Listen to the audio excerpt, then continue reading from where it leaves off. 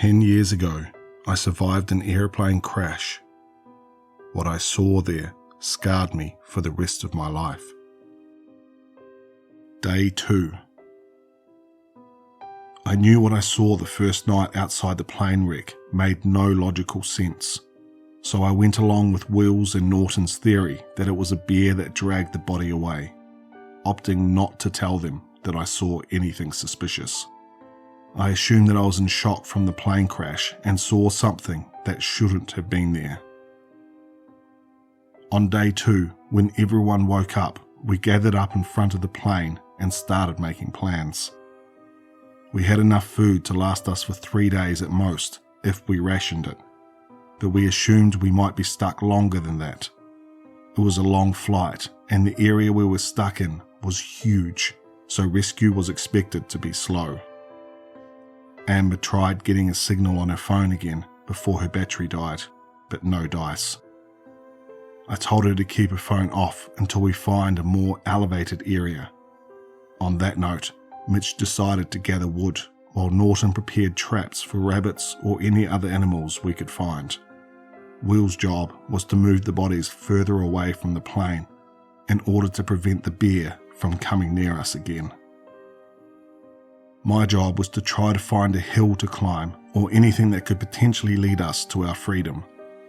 Mitch told me not to go too far away under any circumstances, and he gave me a lipstick to mark the trees so not to get lost.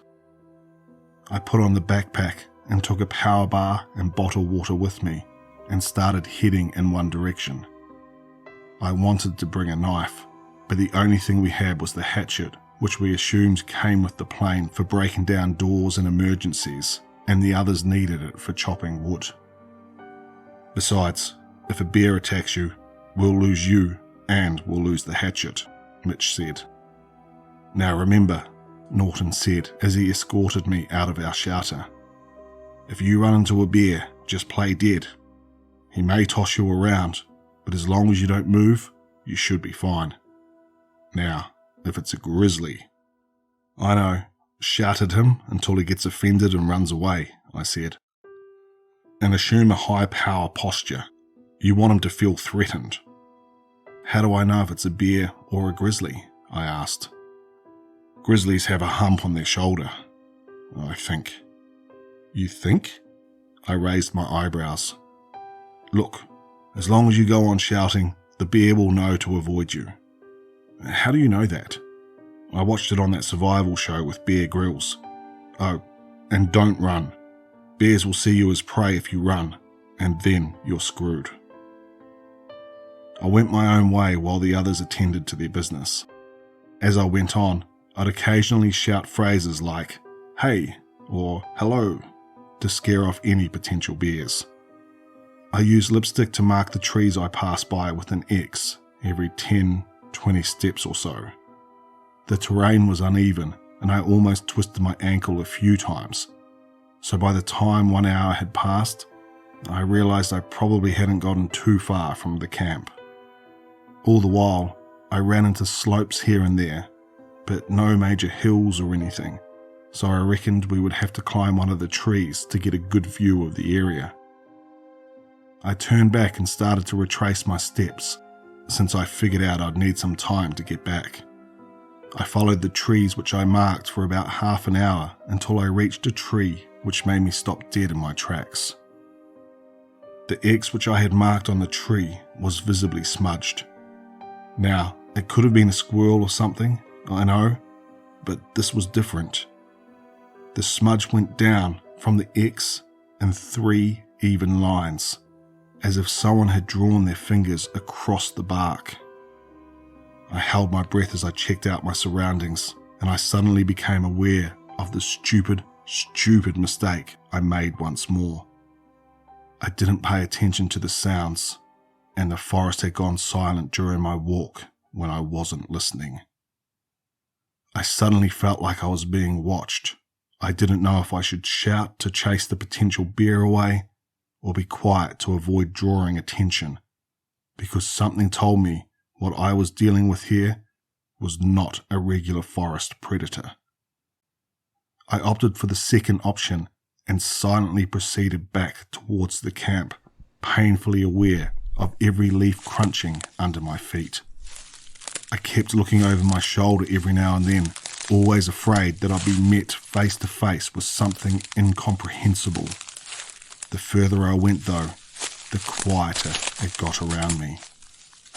I felt like I was walking straight into the predator's arms. And then I heard something which made me stop. As I stepped on a crunching leaf, I heard a crunch 100 feet behind me. I wasn't sure if it was an echo or my imagination, but I shot around nonetheless and quickly scanned the area. Nothing was there. So then why did the hair on the back of my neck stand straight, and I felt such primordial fear? I slowly scanned the trees again and stopped on one of them. Something was off about this tree. And then my scream caught in my throat when I realized what I was staring at was a black figure peeking from behind the tree. It wasn't moving, and it was staring directly at me, with one hand held around the side of the tree. It stared at me as if I wasn't aware of it, and it was stalking me. I stared at it in silence for a while, and it stared back, neither of us moving. I almost convinced myself that it was my imagination, like the way you see your pile of clothes on your chair in the middle of the night. But then its hand moved slightly down across the tree. I couldn't tell due to the distance, but one thing was for sure. That was no fucking bear. I turned around and started running, not caring about the rules Norton told me. Fuck the rules. Fuck finding elevation. I just ran as fast as I could to find safety. After what felt like ages, I started hearing the voices of my fellow survivors in the distance, and the sounds of the forest came back to life. I soon saw the playing group gathered around a campfire. I ran to them and turned around to see if I was being followed, but nothing was there. "You okay, Sam?" Amber asked. "There's something out there," I said, panting, not taking my eyes off the direction I just came from. Everyone was confused, and when I explained to them what I saw just now and the night before, some of them became visibly worried. We agreed not to leave camp, and Mitch suggested to make a barricade around in order to prevent dangerous animals from wandering in. Each survivor was to carry something for defense. However, since everyone was short of weapons, save for Mitch, who claimed a hatchet for himself, the others got makeshift spears from wood. No one believed my description of the creature I saw. Hell, even I wasn't sure what I saw. But they all agreed that it wasn't safe to go alone. After lunch, we gathered up some more wood for the fire and tried to pass the time by talking to each other. Amber was a businesswoman who was on a trip like me. She used to be married, but work came first for her. Linda was having the hardest time of all of us, having witnessed her sister's death in the crash. The two of them were on vacation when it all happened. She racked her mind about how her parents would react, but Amber comforted her most of the time. Mitch was an athlete who had a knee injury, so he was visiting his physiotherapist in the country. He considered himself lucky to even come out alive, let alone avoid more severe injuries in the crash. Will was a programmer, and that's all we managed to get out of him, while Norton was an assistant professor. Like Linda, he was on vacation. It got dark and pretty cold soon, despite only being around 5 p.m, so we decided it was time to get back inside the aeroplane. Will insisted on staying outside and keeping the fire going, since it greatly improved our odds of being found. Although I didn't feel happy about him staying out there alone, I knew he was right, and I sure as hell didn't want to stay out there. At around 8 p.m, Mitch, Norton and I joined him outside to keep him company.